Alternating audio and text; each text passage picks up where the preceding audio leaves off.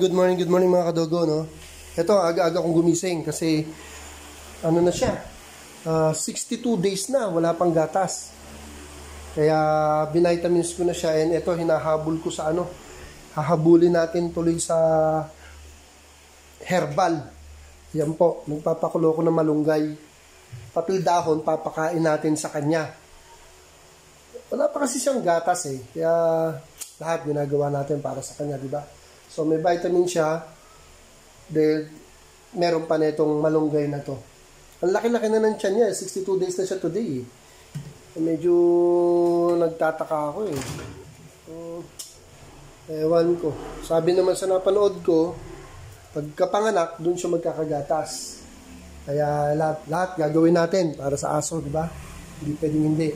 Di ba, katawa na, laki na ng tiyan, no?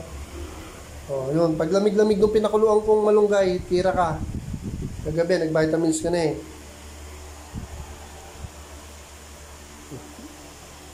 Sana nga, ay maihabol, magkagatas, laki na ng tiyan, no? Ayusin ko muna, mga kadogo, yung ano, pinakulong ko malunggay. Have a nice day. Thanks for watching, mga kadogo.